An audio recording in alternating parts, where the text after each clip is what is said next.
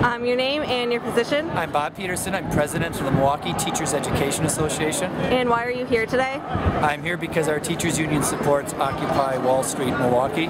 We believe that we need to change the political and economic dynamic of the society so working people and working families are protected and our tax dollars don't get wasted on corporations and banks that don't need the money. How are Milwaukee public schools being impacted right now by the cuts in education? Governor Walker cut $84 million out of the Milwaukee public schools, over nearly $1 billion out of all the Wisconsin public schools, and that led to us having to cut 10%, or almost 1,000 people in our Milwaukee public school system, and even though we have about the same number of students. In most elementary schools there's no art teacher, no physical education teacher, no librarian, no phy ed teacher. The teachers have increasingly large classes, and it's a very difficult situation.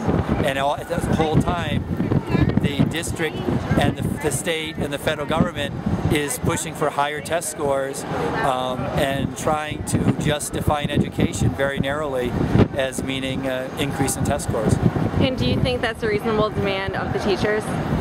What's reasonable is that teachers do a good job and are held accountable for their work. What's not reasonable is to think that teachers are robots and that students are just bank accounts where you deposit bits of information. What teaching and learning has to be engaging, has to be based on kids' lives, and it has to be not necessarily enjoyable, but engaging enough so kids want to come to school. You know, learning is hard, but it doesn't have to be boring and it doesn't have to be irrelevant. And how do you tie Occupy Milwaukee to what Governor Walker has been doing to the state of Wisconsin? In the struggle in Wisconsin this past spring, what we saw is a lot of grassroots folks taking to the streets, organizing themselves through social media, and then occupying the state capitol for weeks on end.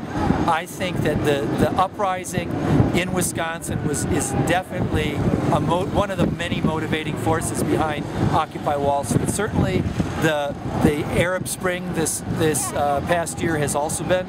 That inspired us in Wisconsin as well. The bottom line is the 99% of people are not going to take it anymore. Anything else you'd like to add? No.